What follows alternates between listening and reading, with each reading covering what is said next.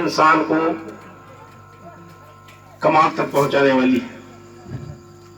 تو اللہ تبارک و تعالیٰ اپنے کلام پاک میں فرما رہا ہے کہ ہم نے جن انس کو نہیں پیدا فرمایا مگر اپنی عبادت کے لیے۔ اس کی تشریح کرتے ہوئے حضرت ابن عباس رضی اللہ تعالیٰ عنہ نے یعبدون کو کی تشریح یعرفون سے فرمائی ہے، یعنی ہم نے پیدا فرمایا ہے انسان کو اپنی معرفت کے لیے، اپنی پہچان کے لیے۔ اور وہ حدیث قدسی بھی جو ابھی میں نے بولا کہ جو ہے حضرت داؤد علیہ السلام نے پوچھا پروردگار عالم سے کہ اے پروردگار، یہ تمام کس لیے فرمایا ہے، خلق کیوں فرمائی ہے؟ اللہ تبارک و تعالیٰ فرماتا ہے کہ چاہا کہ میں پہچانا جاؤں۔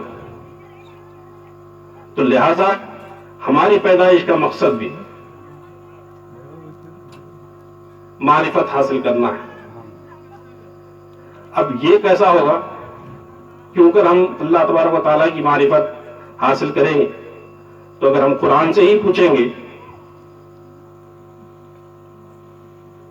کہ اللہ کے کلام بتا ہمیں، تو اللہ تبارک و تعالیٰ ارشاد فرماتا ہے یا ایھا الذین آمنوا اتقوا اللہ وابتغوا الیہ الوسیلہ وجاہدوا فی سبیلہ لعلکم تفلحون۔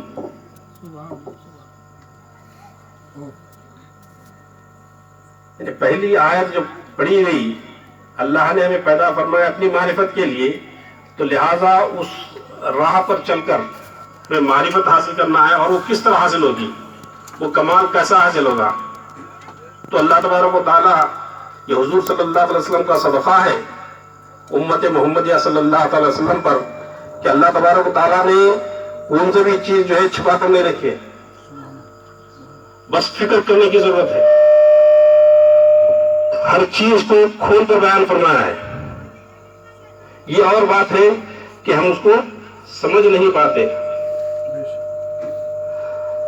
تو اللہ تبارک و تعالیٰ فرما رہے ہیں اے لوگوں جو ایمان لائے، تقوی اختیار کرو،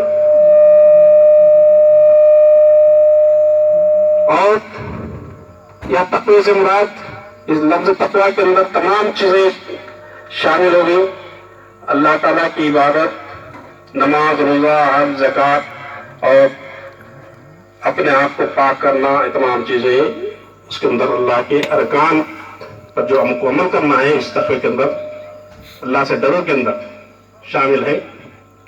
اس کے بعد اللہ تبارک و تعالیٰ فرما رہے ہیں کہ ڈھونڈو اس تک وسیلہ، ڈھونڈو وسیلہ۔ تو بزرگان دین، مفسرین کرام نے یہاں فرمایا، حتیٰ کہ جو ہندوستان کے جو پہلے مترجم قرآن ہیں حضرت شاہ ولی اللہ محدث دہلوی رحمۃ اللہ علیہ، انہوں نے بھی فرمایا کہ جو ہے یہاں وسیلے سے مراد پیر و مرشد ہے۔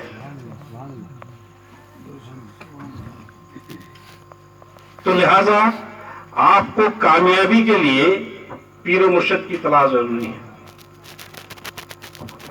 یہ کس لیے ضروری ہے؟ تاکہ ہمیں اللہ کی معرفت حاصل ہو جائے، ہماری پیدائش کا مقصد ہمیں حاصل ہو جائے۔ اس کے لیے جو ہے ایک تو اللہ سے ڈرنا ہے، دوسرا پیر و مرشد کی تلاش، پیر و مرشد کے ہاتھ پر بیعت کرنا ہے، اپنے آپ کو پیر کے حوالے کرنا، گویا کہ اپنے آپ کو اللہ کے حوالے کرنا ہے۔ جب حوالے کریں گے، جب پیر کی تلاش کرنے کے بعد خاموش بیٹھنا نہیں ہے، ختم نہیں ہوگا معاملہ۔ اس کے بعد آگے ارشاد ہو رہا ہے وَجَاهِدُوا فِي سَبِيلِهِ، اس کی راہ میں جہاد کرو۔ یعنی جیسا بھی آپ کو پیر سے ہدایت ملتی ہے اس پر عمل کرو۔ یوں تو دو طرح کے جہاد ہے، ایک جہاد اصغر، جہاد اکبر، اسلام کو پھیلانے کے لیے اگر اسلام پر کوئی مصیبت آ جائے، آمد المسلمین پر مصیبت آ جائے تو اس کے خلاف میں ڈٹ کر کھڑے رہنا، کفار سے مقابلہ کرنا، وہ جہاد ہے۔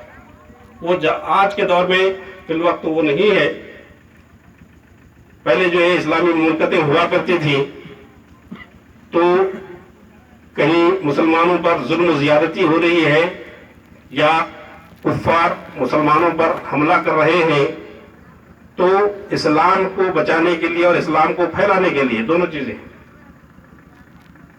کفار سے جنگ کی جاتی تھی. وہ جہاد. اب دوسرا جو معاملہ ہے جس کو جہاد اکبر کہا گیا ہے وہ ہے اپنے نفس سے جہاد. تو یہ اپنے نفس سے جہاد کرنے کے لیے پیر کی رہبری ضروری ہے.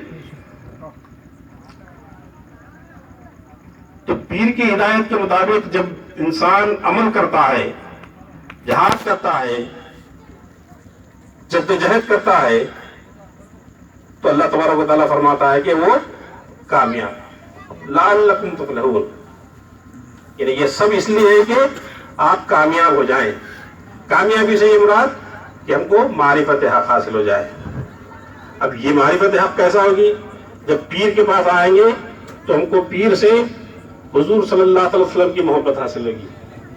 حضور صلی اللہ علیہ وسلم کی محبت کے بغیر کوئی چیز ہم کو حاصل ہونے والی نہیں. اس لیے کہ اللہ تبارک و تعالیٰ فرماتا ہے اگر آپ کو پیدا نہ کرنا ہوتا ہے حبیب تو اس کائنات کو ہی نہیں بناتا. جو کچھ بھی ہم کو ملنا ہے وہ حضور صلی اللہ علیہ وسلم سے ہی ملنا ہے. تو حضور صلی اللہ علیہ وسلم کی محبت اصل ایمان ہے. اس تک پہنچنے کے لیے ہمیں پیر کی رہبری کی ضرورت ہے. محبت کی جو حقیقت ہے، حقیقت محبت پانے کے لیے ہم کو پیر کی رہبری کی ضرورت ہے. جب حضور صلی اللہ علیہ وسلم کی محبت ہم کو حاصل ہو جائے گی تو یقیناً اللہ تعالیٰ کی معرفت ہمیں حاصل ہوگی. تو یہی وجہ ہے کہ ہمیں جو ہے پیر کا دامن تھامنا ہے اور پیر کی رہبری میں اپنے آپ کو چل کر اپنا مقصد حاصل کرنا ہے.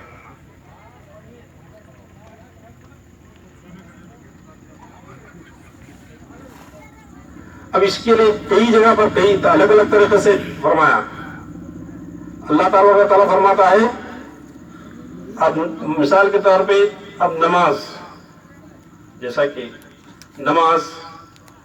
نماز بھی جو ہے اسی طرف لے جاتی ہے. اگر ہم اس